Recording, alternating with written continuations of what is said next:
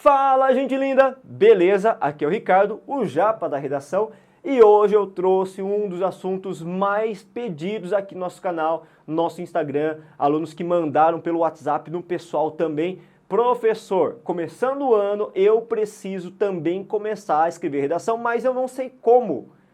O que eu tenho que fazer para estruturar uma redação? O que eu tenho que fazer para colocar as partes certas no lugar certo também? Então essa aula aqui é especificamente voltada para você, meu querido aluno que está perdido de repente, de como se orientar a escrever uma redação baseado numa estrutura nota máxima, que cabe aqui para qualquer tipo de dissertação argumentativa, seja Enem, VUNESP, FUVEST, cabe como uma luva. Então quer saber um pouco mais? Quer sair da bolha do comodismo e desenvolver uma boa dissertação aprendendo com os modelos nota máxima? Então assista essa aula até o final.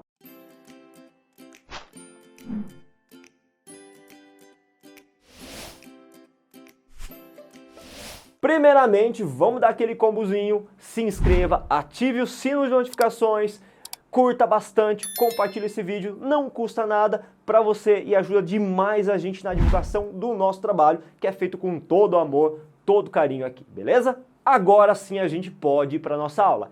Cabe lembrar inicialmente que a dissertação argumentativa é todo aquele tipo de texto que trabalha com uma tese, com uma posição inicialmente feita, a qual você pretende comprovar ao longo do processo de desenvolvimento. Então, nesse caso, é um texto que caracteriza-se tipicamente por apresentar informações que procuram defender uma posição inicialmente estabelecida. Ciente disso, a gente tem que abordar uma outra coisa também. Gente, o espaço para você construir uma dissertação escolar voltada para a resolução de um vestibular é muito pequeno. O espaço é muito curto, restrito. São 30 linhas apenas e as folhas normalmente são muito restritas, é um espaço minúsculo para você desenvolver e às vezes você se vê numa situação em que tem que se adaptar mesmo ao tamanho da letra para caber tanta informação lá dentro. Ah, professor, pera aí, mas para mim a redação, o espaço da folha de redação é muito grande, 30 linhas é muita coisa, eu consigo no máximo desenvolver 20 linhas.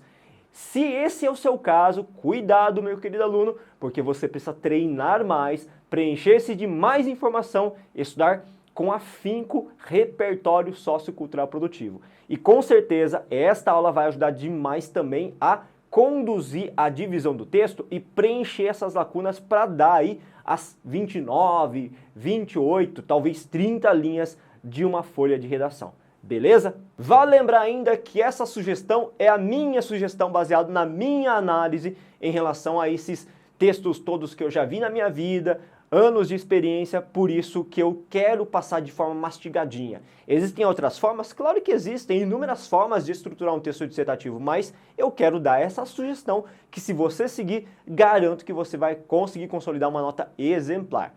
Então, olha só aqui ao lado a minha sugestão e algumas instruções básicas iniciais que devem ser cumpridas. Nós vamos dividir o nosso texto, se você observar bem, em 4 parágrafos. Um para a introdução, 2 para o processo de desenvolvimento e argumentação e o último para a conclusão, beleza?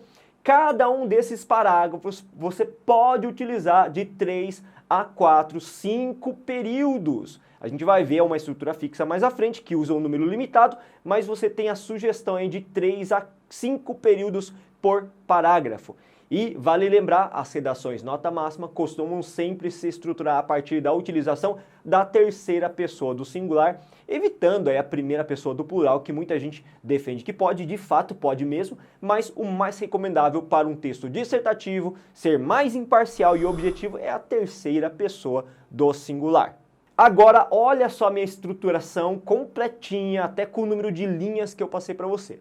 A introdução, galerinha, tem que ter mais ou menos aí, ó, em torno de 5 a 6 linhas para você fazer um bom texto dissertativo. E essa introdução ainda tem que ser dividida em 3 períodos: contextualização, problematização e tese. Cada um desses períodos tem uma função específica na introdução. A contextualização é aquela parte responsável por dar uma visão geral do texto, introduzir o aluno, chamar o leitor, corretor para participar daquela discussão. Por isso que ela precisa ser atrativa, precisa ser convidativa.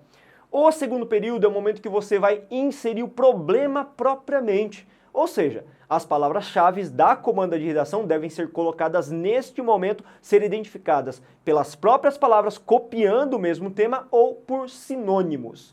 E o terceiro período é aquele momento em que você vai definir a sua posição diante do problema apresentado. Ou ainda você pode colocar na sua tese, nesse posicionamento que é o último período da introdução, aquilo que você pretende fazer ao longo do seu desenvolvimento, ao longo da sua dissertação. Então, marcadamente, a nossa introdução é feita por essas partes. Se faltar uma delas, o corretor vai perceber. Ele não é tonto, ele está treinado para corrigir redação e ele vai perceber e vamos ter então uma introdução meio que lacunar, ok? O desenvolvimento deve ter de 7 a 8 linhas por parágrafo, lembrando que são 2 parágrafos que você vai utilizar neste momento. A minha sugestão é você dividir cada um desses parágrafos argumentativos em 4 períodos. O primeiro chamado de tópico frasal, o segundo chamado de repertório, o terceiro é a argumentação e o último é o fechamento, o arremate do parágrafo. Para quem não se lembra, tópico frasal é o período inicial que vai ser associado a cada um dos parágrafos de desenvolvimento, aquilo que você coloca antes, responsável por sintetizar, resumir, nortear, orientar, delimitar o conteúdo daquele parágrafo em específico. Já o repertório, você vai trazer um conhecimento de mundo externo aos textos motivadores, seja da área do cinema, da música, da literatura, da filosofia, da sociologia, da história, tudo é enriquecedor e pode contribuir consistentemente para o processo de desenvolvimento, defesa da sua tese. O terceiro período é a argumentação. Mas espera aí, o que é argumentação, professor? Nada mais vai ser do que a análise desse repertório que você usou associado ao tema que você pretende desenvolver, defender. E por último, o fechamento, a conclusão deste parágrafo. E na conclusão, que é o nosso último parágrafo, a minha sugestão é você utilizar entre 5 a 8 linhas. Pô, professor, mas isso não é uma variação grande e significativa? Por que de 5 a 8? Porque algumas provas vestibulares, como é o caso da VUNESP, exigem uma conclusão tradicional, em que eu não preciso fazer intervenção. Então, eu vou usar o menor número de linhas. Algumas provas, como o Enem, que muita gente faz, inclusive você provavelmente está pensando em fazer, é aquela conclusão um pouco mais elaborada, maior, que exige a intervenção. Por isso, vai ocupar um número maior de linhas. Então, a minha sugestão é essa, de 5 a 8 linhas. Sempre com uma divisão em que eu estabeleça, num primeiro período, a retomada da tese, retomada daquilo que foi colocado inicialmente lá na introdução, num segundo período, a síntese dos argumentos centrais e, num último período, num terceiro período, o arremate final com uma chave de ouro, com uma frase de efeito que estipule que é realmente o final do texto. Isso, claro, é um tipo de conclusão que leva em consideração 3 períodos, mais para o texto mais tradicional, aquela dissertação que não exige intervenção. Agora, se o seu texto vai ser consolidado a partir da estrutura Enem, é muito mais complexo. E nós temos disponíveis no nosso canal aulas específicas que falam sobre a intervenção Enem. Então vai lá e assista a uma dessas aulas. E claro que não poderia ser diferente, o professor Ricardo sempre aqui presente, trazendo conteúdo de qualidade para vocês todos. E eu trouxe, nesse caso, um exemplo para ficar bem mais evidente como aplicar essa estrutura realmente na prática. E para isso eu trouxe um tema de redação que está disponível na nossa plataforma de correção de redação. Então, se você ainda não é cadastrado, se você não é ainda nosso assinante da Corrija-me, acesse a Corrija-me, www.corrijame.com.br. Não custa nada você se inscrever gratuitamente, conhecer um pouquinho do nosso trabalho, do nosso procedimento de correção e quem sabe você se torna então um dos nossos alunos, um dos nossos assinantes e vai ter a oportunidade também de escrever esse mesmo tema que eu vou trabalhar com vocês neste exemplo. Então estão convidados mais do que nunca a fazer parte dessa família de vencedores. E o tema de redação que a gente vai trabalhar nesse exemplo é o furto famélico. Pô, professor, mas o que é furto famélico? Pelo amor de Deus, nunca ouviu falar sobre isso. Sabe aquela situação em que uma pessoa desprovida de qualquer condição de subsistência passando fome, tem filhos para sustentar, vai lá numa lojinha, numa mercearia, acaba furtando alguns alimentos para poder alimentar e suprir a necessidade da sua família. Isso é furto famélico, ok? Inclusive existem Inclusive existem diretrizes judiciárias específicas para tratar desse tema, até mesmo com a redução da pena ou a anulação da pena por conta de justificativa de necessidade. Olha só que bacana o que eu fiz aí. Vocês podem observar por esse slide bonitinho para vocês poderem visualmente identificar cada uma dessas passagens. Na introdução que a gente fez, a gente dividiu, vocês podem observar a estrutura, em 3 períodos: contextualização, problematização e tese. Eu escolhi fazer uma contextualização a partir de um repertório sociocultural produtivo lá de pronto, beleza? Vamos ler comigo? Na obra O 15, da renomada autora modernista Raquel de Queiroz, tem-se uma narrativa cujo contexto é marcado pela Grande Seca de 1915, a qual afetou drasticamente Pernambuco, o que levou muitos a um estado alarmante de miséria, inclusive a cometer delitos para saciar a fome, é o chamado furto famélico.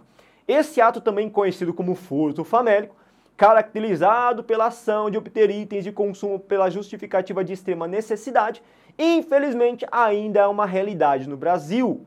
Nesse sentido, cabe discutir a respeito do dilema a fim de compreender melhor a sua persistência na sociedade. Eu quero que vocês vejam com calma de novo esse texto. Dá um pause se for o caso, leia com tranquilidade. Olha só o que a gente fez na introdução. Inicialmente, nós nos preocupamos em identificar o problema em geral a partir de um repertório extremamente atrativo. Esse repertório, ele tem como objetivo atrair o meu leitor para o texto de acordo com a problemática que também foi abordada em uma obra literária da Raquel de Queiroz. Então isso tem uma dimensão, uma carga argumentativa desde o princípio muito importante que me dá autoria, né? Isso é bacana. Agora, no segundo período, que é a nossa problematização, a gente deixa claro o problema. Embora a gente não tenha utilizado necessariamente e somente as palavras-chave, a gente usa sinônimos para deixar bem evidente qual é o problema. E no último período, que é a minha tese ou posicionamento, em que eu também posso deixar claro o que eu pretendo fazer no meu texto dissertativo, eu evidencio. Nesse sentido, cabe discutir a respeito do dilema. A gente vai discutir a respeito do dilema e compreender melhor por que esse problema ainda está presente na nossa sociedade. E é isso que eu pretendo fazer ao longo do nosso desenvolvimento. Agora dá uma olhada no meu desenvolvimento propriamente. Vale lembrar que nós temos 2 parágrafos para analisar na sequência. Vamos lá? Eu coloquei bonitinho a estrutura para você, tópico frasal em vermelho, repertório em azul, argumentação em verde e o fechamento, o arremate do parágrafo em preto. Comigo. De início, é relevante abordar as causas conjunturais da atualidade que ratificam esse tipo de delito, que confirmam esse tipo de delito. Verifica que o tópico frasal nada mais é do que uma síntese daquilo que eu pretendo fazer, abordar naquele parágrafo. Segundo período, repertório. Segundo o levantamento feito pelo IBGE no último trimestre de 2021, dado bem recente, o Brasil atingiu a taxa de 12,6% de desemprego, o que equivale a 13,5 milhões de brasileiros sem ocupação. Tal número revela claramente a situação de milhares de pessoas que não possuem renda e que são submetidas a condições degradantes, muitos das quais são praticamente privados de itens básicos para a sua subsistência. Isso somado ao fato de que houve um agravamento da situação financeira devido à pandemia da Covid-19, responsável pela grande retração econômica em 2021. Dessa forma, fica evidente que a falta de qualquer condição de subsistência impulsiona ao furto famélico. O que vocês perceberam? Gente, olha só, o meu tópico frasal se encarrega em buscar justificativas para entender o problema. E aí no repertório eu trouxe um dado estatístico do IBGE que afirma que o problema maior do Brasil é desemprego. Tem tudo a ver com o tema, tem tudo a ver com o parágrafo especificamente. E ao longo do desenvolvimento a gente afirma que o desemprego cresceu, ou seja, muitas pessoas passando necessidade, e isso tudo foi acentuado ainda mais pela pandemia da Covid-19. Então veja que o meu tópico frasal, que fala para definir um argumento, uma situação de análise sobre as causas, e de fato isso acontece nos períodos seguintes, né, no processo de desenvolvimento das ideias. E a conclusão e o fechamento é dado então por arremate dessas informações por meio de um período relativamente curto, beleza? Agora vamos ler então o segundo parágrafo de desenvolvimento, o terceiro no geral do nosso texto. De novo, as estruturas estão colocadas bonitinha a legenda. Vamos ler. Além disso, observa-se que o principal responsável pela perpetuação do entrave é o Estado. De acordo com a Constituição Federal de 88, todos os brasileiros têm direito à vida e ao bem-estar assegurados pelo poder público. No entanto, infelizmente, isso está distante de se concretizar, visto que não há um grande interesse quanto à manutenção de condições dignas de vida para a população marginalizada, já que a política brasileira tradicionalmente luta pelos interesses do grande capital e das elites econômicas, fato que inviabiliza ainda mais os pobres, os quais, notadamente, são presos e às vezes cumprem penas desproporcionais por ter furtado alimentos para a sobrevivência. Nesse sentido, a distorção de valores das autoridades representa um enorme entrave para a harmonia social. O que vocês perceberam aí? É um parágrafo relativamente complexo? Concordo, é complexo sim, mas nada impede você de utilizar os seus recursos, de acordo com o seu nível de estudo, a adequar nessa estrutura. Vocês perceberam que a gente colocou que o Estado é um dos maiores responsáveis por esse problema do furto famélico? Ele acontece pela isenção do Estado no tópico frasal? Isso é colocado ao longo do desenvolvimento e reforçado até mesmo pelo repertório da Constituição, que afirma que o Estado deveria ser responsável, mas não é na realidade. Então veja que esse parágrafo ele se responsabiliza por criticar a pouca atuação do governo na manutenção da dignidade da população. E a nossa conclusão, que deve ser feita por meio de 3 períodos, retomada da tese, síntese dos argumentos centrais e um fechamento com uma chave de ouro, vou colocar aqui para vocês bonitinho, sobe para mim, editor. Dá uma olhadinha aí. Dado o exposto, é evidente que o furto famélico simboliza um ato de desamparo a que a comunidade mais carente está sujeita. Isso porque houve um aumento do desemprego e também pela isenção do Estado de suas responsabilidades para a manutenção do bem-estar da população. Logo, os mais pobres estão condenados a uma vida de usurpação de seus direitos básicos e são submetidos a uma existência miserável. O que a gente fez no parágrafo conclusivo? O primeiro período, retoma a tese, as informações que a gente afirmou lá na introdução. O segundo período, ele sintetiza aquilo que foi apresentado durante o processo argumentativo. E o último período dá um fechamento com ar até um tanto trágico, com um fechamento com uma chave de ouro, com uma frase de efeito. Galerinha, espero que vocês tenham gostado bastante da nossa aula, que isso tenha dado uma orientação mais adequada nos seus estudos que vão inaugurar este ano e vão se prolongar durante o ano inteiro para você conquistar a tão sonhada vaga nos exames vestibulares. Vale lembrar ainda que a gente está nas redes sociais, Facebook, Instagram, é só você seguir a gente que a gente vai adorar ter você como um dos nossos membros. Valeu mesmo, bons estudos e até a próxima aula.